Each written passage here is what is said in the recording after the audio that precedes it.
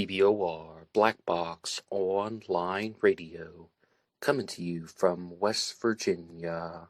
BlackBoxNid88 on Instagram for the bonus podcast. And welcome to BBOR, the home of true crime talk radio and your premier destination for unsolved mysteries, criminal psychology, and exploring the dark side of cyberspace. My name is Ned DeHaan, and I am your host, as well as the creator of AstroPsych 400 here on YouTube, and regular contributor to the Zodiac Killer channel. And a great way to support these shows is just by listening to some more content. But you can also go over to Amazon.com and have a look at the book Killer on a White Horse, written by me, Ned DeHaan. It is a novel, murder mystery, inspired by the Zodiac Manson connection, but it is indeed fictional. However, who doesn't love a good mystery? And there is always the TeeSpring page. Feel free to check out some of the merchandise. And remember, being weird is not a crime. Let the show begin. This episode of Black Box Online Radio is brought to you by Rep Sports and Raze Energy. Are you a fan of energy drinks, protein shakes, and health foods? Well, I sure am. I use the stuff almost every single day. They sell Raze Energy products at my local gym, but you can have them shipped to your home. Use the coupon code NED075, that's NED075, for discounts applied at the checkout. The link is in the description box. Okay, hello everybody. Today is Wednesday, and on Wednesdays this year, I've been doing a regular segment about the Long Island serial killer. But before we begin, I have just a couple of quick announcements. The first one is that this show is available for free downloads at LaunchPad 1. There's a link to that in the description box. That is the pure podcast version, audio only, but you can download it on the go, take it anywhere and anyhow. If you would like to download the video version with the images, you can use YouTube Premium, but that one you have to pay for. LaunchPad 1 is free, the link is in the description box, and if you would like to make a contribution to support all of these efforts, there is a page for this channel on BuyMeACoffee.com. It's under the name BlackBoxNid88, the same name as my Instagram handle, but there is a link to that in the description box as well. Many links available, and a whole lot of things to explore, for lack of a better term. But as I said, I've been doing this regular segment about the Long Island serial killer, and it's a very difficult mystery to evaluate because we don't truly know when the Long Island serial killer began operating, and we don't truly know when the crimes ended. Or could there have been some other crimes committed by this person or group of people in a different part of the country or a different part of the world? And the reason why it's so difficult is that there are almost no solid reports of someone taking credit for the crimes. Maybe a couple phone calls here and there, but definitely not something like Jack the Ripper or the Zodiac Killer, when someone is writing in letters, bragging about the crimes, giving details that only he and the police would know. Absolutely not. And furthermore, many victims in the Long Island serial killer case are still unidentified to this day. To start from the beginning, the first confirmed victim, according to the authorities based on their own forensic understandings, was the Fire Island Jane Doe who was murdered in 1996. Her body was mutilated and dismembered. The second one was Peaches Jane Doe, who was murdered in 1997, as well as her daughter, who was referred to as Baby Doe, also mutilated and dismembered. In 2000, the Long Island serial killer murdered Valerie Mack, mutilated and dismembered. In 2003, Jessica Taylor was murdered by the Long Island serial killer. Her body was mutilated and dismembered. And in 2007, a woman who is simply known as Cherry's Jane Doe was murdered, mutilated, and dismembered. But it's not completely clear who was responsible for that. She is listed as a possible victim of the Long Island serial killer. If I had to make a decision right now, I would expect that Cherry's Jane Doe was a genuine victim of the list. But this is when the early sets of crimes are coming to an end. This group of murders here that I've just said possibly from 1996 to 2007, are referred to as the Manorville Butcher years, because the authorities knew very well that a serial killer was operating. They called this person the Manorville Butcher, and Valerie Mack, whom I said was murdered in 2000, was originally known as Manorville Jane Doe, and she was unidentified for about 18 years, and then DNA was able to reveal that her name was Valerie Mack. But that's the problem with this mystery, and that's where the debate is. People have no idea if it is even the same serial killer who continued to operate after the murder of Cherry's Jane Doe, or even after the murder of Jessica Taylor in 2003. Is this one single person who chose to stop killing? Or is this a group of people? Is this just two serial killers who happen to use the same part of Gilgo Beach on Long Island as a dumping ground? I mean, we're simply unaware of all the specifics. But to continue onward with the timeline, in 2007, the Long Island serial killer would murder Maureen Brainard-Barnes, but she was not mutilated. Her body was not dismembered. Instead, she was strangled. And Maureen would be the first victim of the Gilgo Four, perhaps some of the most famous victims of the list. Then, later on, the next one was Melissa Barthelemy, who was murdered in 2009. Again, she is strangled, and her body was dumped very close to Maureen Brainard-Barnes' body that was in 2009, yes, but it's still in the secluded area of Gilgo Beach. Now, to get to today's topic, the Long Island serial killer would murder his next victim, Megan Waterman, and she is a victim of the Gilgo Four, or she is part of the group that has been known as the Gilgo Four. She was strangled, she was not mutilated, and at least two of the victims that were found in this grouping that has been called the Gilgo Four were found in rolled burlap, which they believe was used to quicken the decomposition process. But you may have noticed that the Long Island serial killer targeted Maureen Brainard-Barnes in 2007. In the earlier part of the summer, I believe, it's actually listed as, July 9th of 2007. And then in June of 2008, there's a possible crime that Melissa Barthelemy was murdered in July of 2009. And then another possible victim of the Long Island serial killer was actually Shannon Gilbert, whom I have several episodes about here on this channel, but I personally don't believe Shannon was killed by the Long Island serial killer. And in June of 2010, the Long Island serial killer goes after Megan Waterman. I'm sure some of you are already pointing out, okay, something's going on. We're dealing with the months of June and July.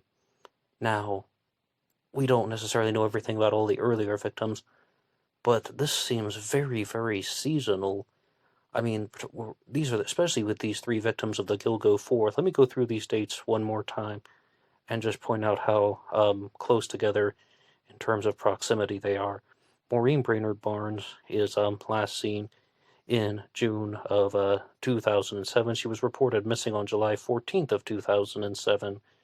So then the next one is Melissa Barthelemy, who went missing on July 12th of 2009.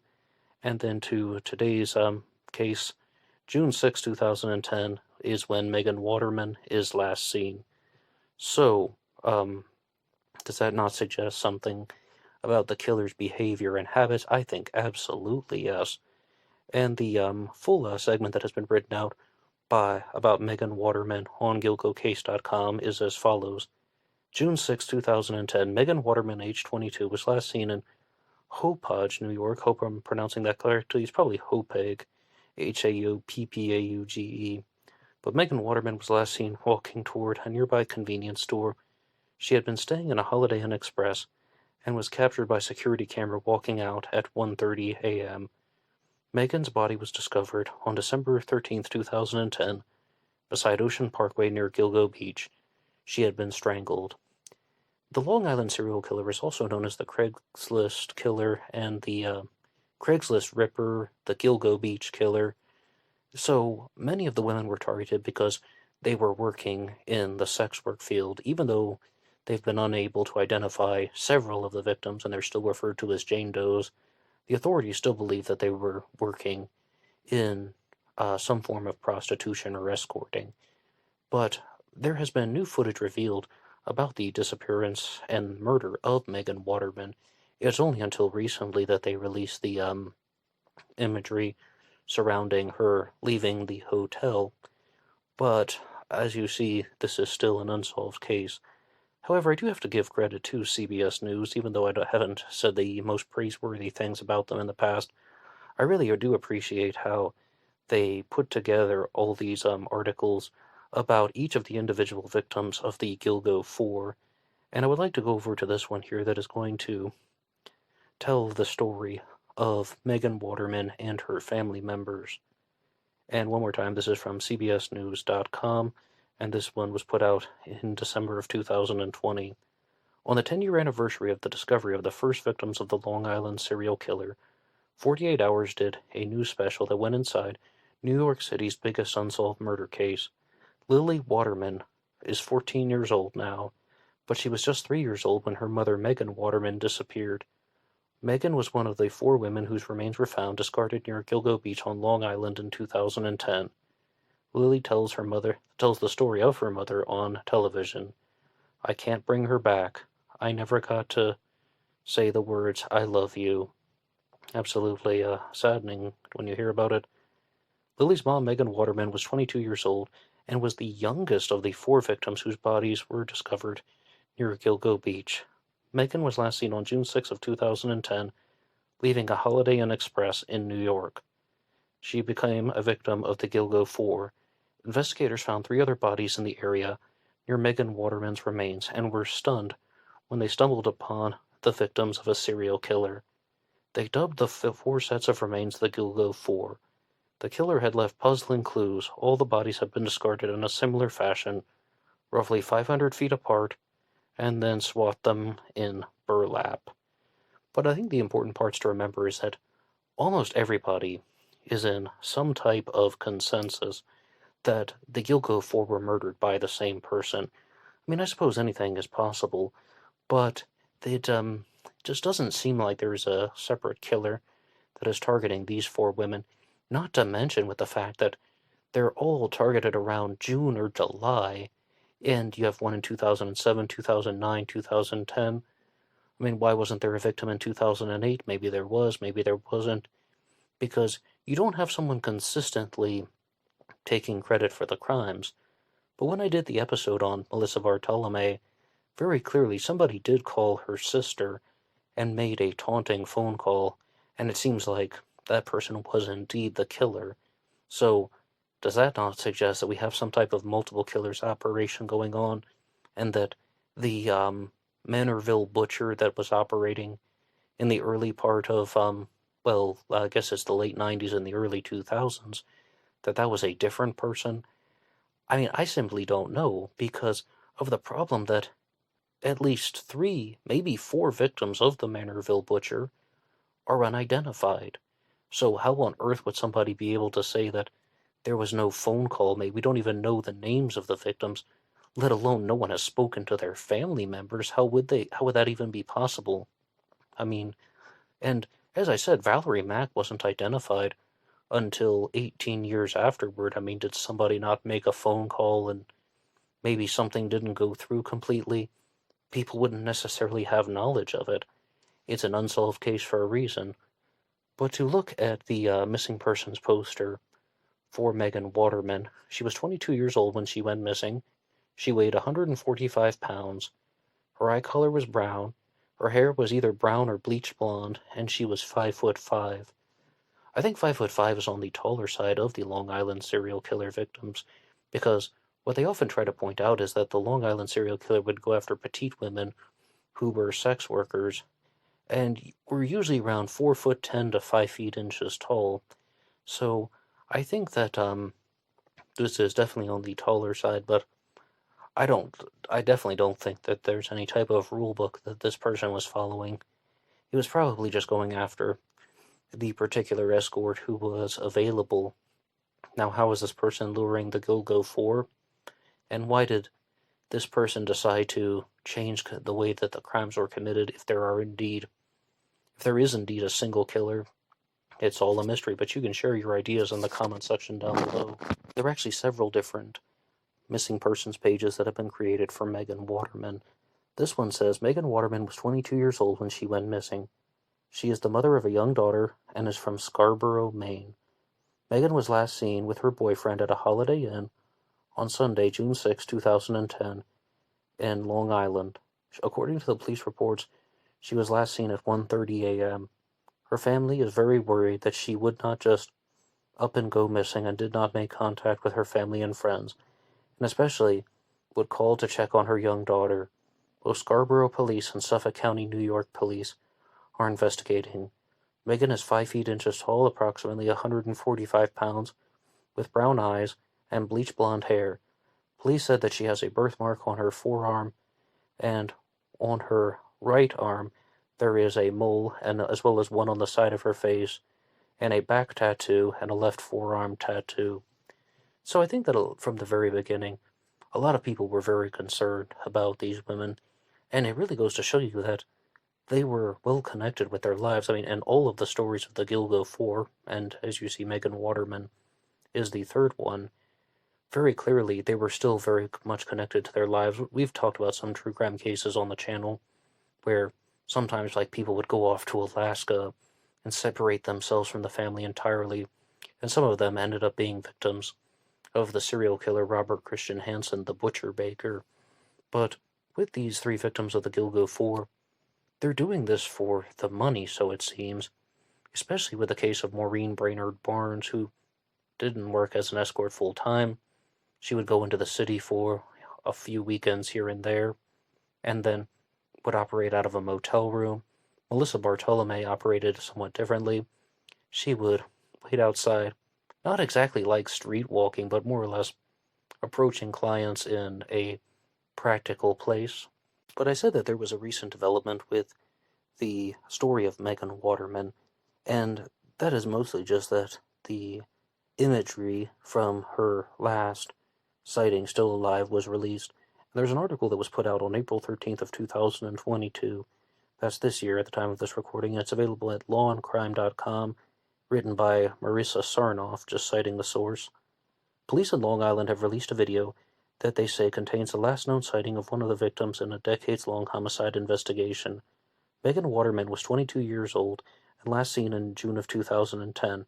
Her remains were discovered later along Ocean Parkway near Gilgo Beach on New York's Long Island.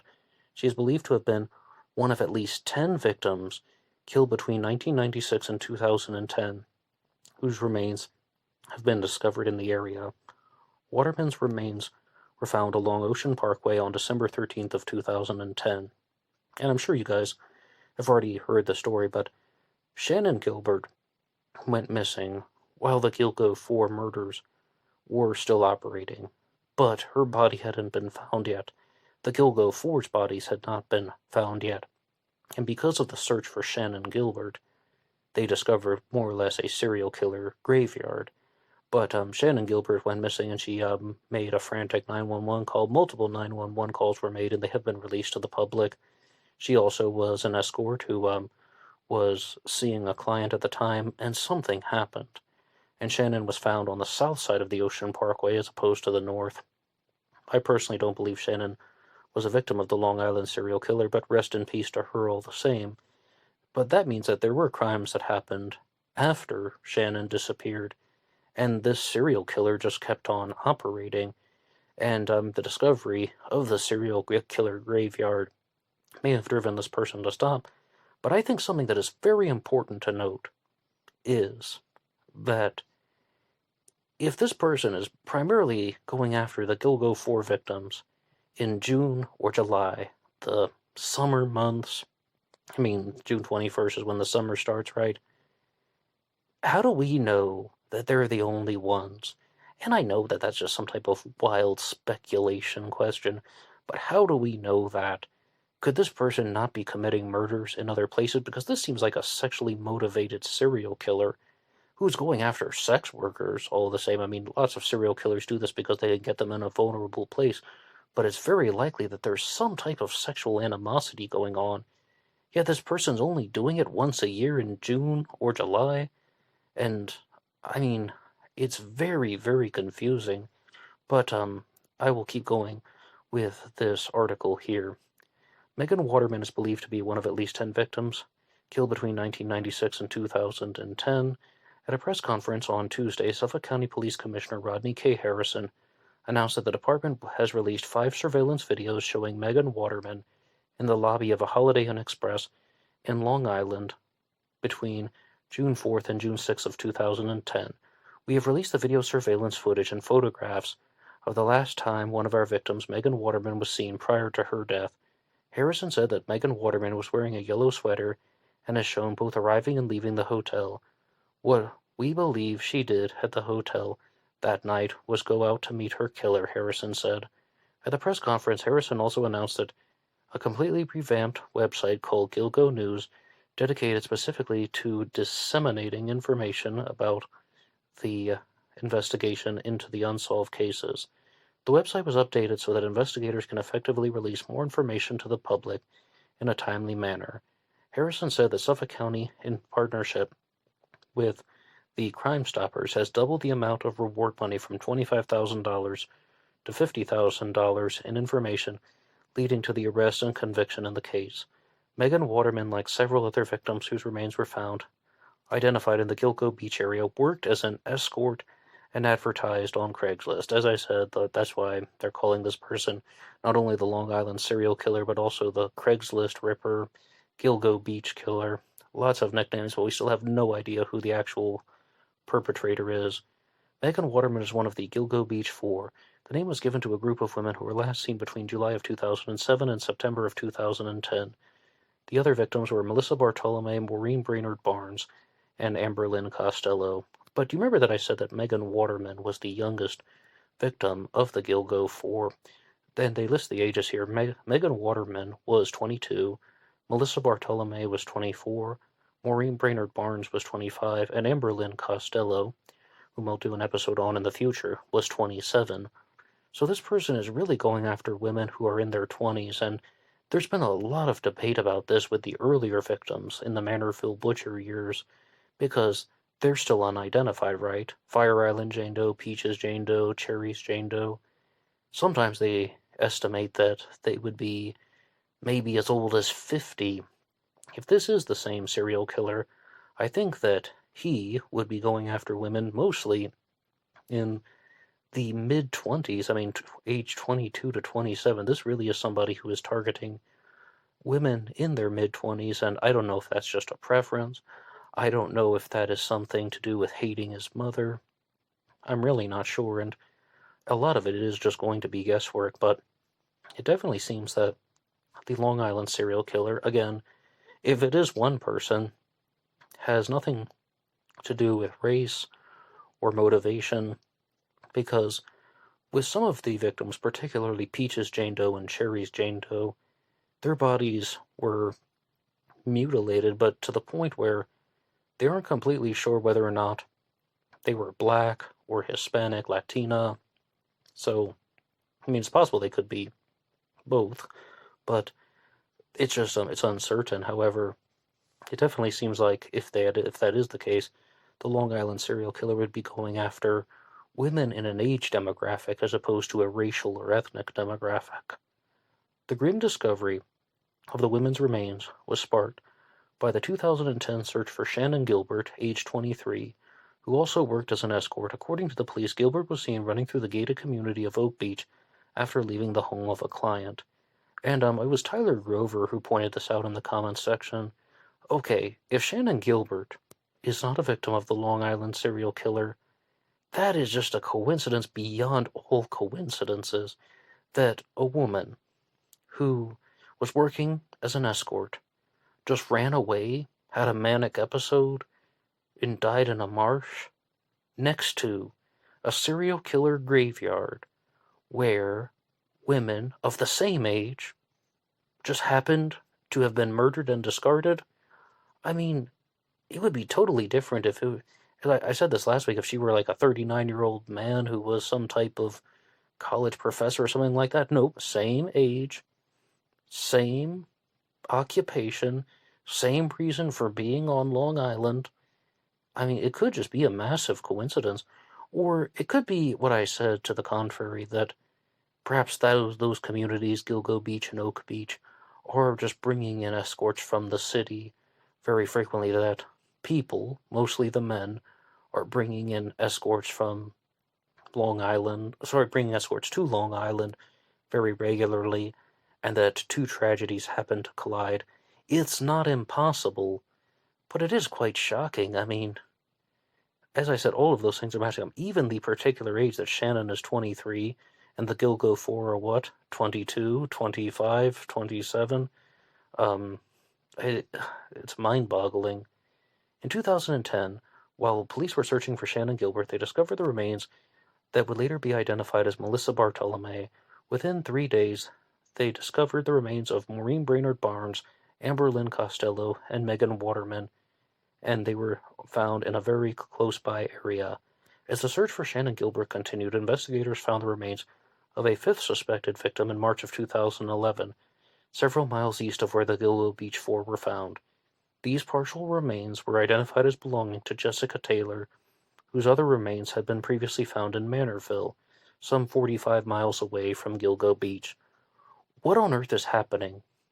If you're listening to this now and you've made it this far in, why on earth would somebody do this? 45 miles? In 2003, somebody took the effort to separate Jessica Taylor's remains by 45 miles, but not with the Gilgo 4. Nope. Just they were discarded in burlap in the brushy area of Gilgo Beach. What could possibly be going on with that? And I have said several theories and hypotheses about what that could be, but definitely someone was going through a very, very long effort, very, very great effort to hide and separate and scatter the remains of these dismembered women, but not after 2007. The authorities do say that, indeed, that they have confirmed that the same person murdered Jessica Taylor, who murdered Megan Waterman, but it is very, very perplexing. Additional victims discovered in the Gilgo Beach area include Valerie Mack, who disappeared at the age of 24 while living in Philadelphia. Valerie Mack was previously known as Jane Doe number 6 before she was identified, and a female toddler was found, and the woman believed to have been the toddler's mother, that is, Peaches Jane Doe and Baby Doe, as well as an unidentified Asian male. And yes, I haven't done an exact episode on him, but more or less he was a cross-dresser. The Suffolk County Police Commissioner established a multi-agency task force that includes representatives from the FBI, New York State Police, and the Suffolk County District Attorney's Office, as well as the Sheriff's Office, to reinvigorate the investigation and bring the person or persons responsible for these crimes to justice. Multiple females, one male, and one toddler were robbed of their lives. But they say multiple females, but I believe the toddler was also a girl, so she would have been a female. That's just kind of poorly worded, because the toddler also wore some very similar jewelry to her mother. And the crimes occurred between 1996 and 2010. Well, you did hear that statement there. Person or persons responsible. So, does that not suggest that they might be looking at either some type of serial killer team, or what you guys really like to talk about in the comment section is that these are the henchmen of some type of thrill kill club, that maybe the wealthy elites who have vacation homes on Long Island were not dismembering the bodies of the victims, but they were responsible for the murders, and they paid an enforcer to get rid of the bodies. But after 2007, they started using a different person to do the discarding, and that's why there is this change. That ties into the snuff ring theory, which I'm not gonna lie to you, isn't the most ridiculous thing I've ever heard. In most cases, such as perhaps the Zodiac case, or the Manson family murders, I tend to stay away from the snuff ring. But in this one, if there is a certain degree of plausibility. But the final lines here are that there is that website, one more time, Gilgo Case, as well as Gilgo News, and they are calling for the decades-long investigation into one of the most consequential homicides investigations in the history of Long Island. And one more time, this article was written by Marisa Sarnoff. And now is the point where mostly I'm going to be turning it over to you.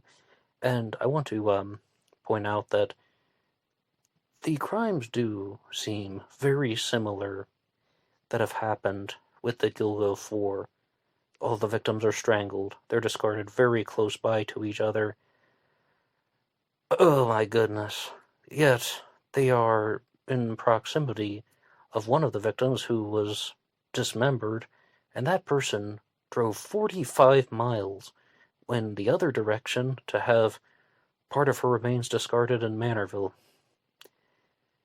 Is this the same person, or is it not? And that's just the tip of the iceberg. Like, if some way, somehow, you were able to say that there were two serial killers. Okay, so there's a Manorville butcher who operated until 2003, and then the Long Island serial killer started operating in 2007. Yeah, but who were they? I mean, that might be one piece of the puzzle. That might be the corner piece that you wanted to click together. But then what? Do you ever experience that in the true crime world? The concept of once you begin to learn more, you get more questions and no answers. That's all I'm thinking about right now, because here's another reason why people think that the Long Island serial killer is actually two different people, the Manorville butcher and the Lisk. And that is that Baby Doe was placed near the body of Valerie Mack, Jane Doe 6, and for the longest time they thought that Valerie Mack was the mother of Baby Doe, but she is not. Peaches Jane Doe was the was the mother of Baby Doe, and those are still Manorville butcher crimes, but they're like, someone made an effort to separate the victims, but then they just ended up placing another victim's body so close by. That's why people think that it's this multiple killers operation, snuff ring theory, or it doesn't even have to be some type of organized thing. As I said, that other person who wrote out the comment that perhaps if there are murders that are taking place on Long Island, people are favoring that particular stretch of Gilgo Beach because it's a secluded area where they know they're going to be uninterrupted. But then how do you explain dumping the bodies of the victims in Manorville, miles and miles and miles away? And I wish I just had a more solid theory for you saying, all right, here's what I think happened, and this is the person who did it, and this is how he did it, and this is why he did it. But I don't. But this series is going to keep on going, and hopefully we will get some more answers.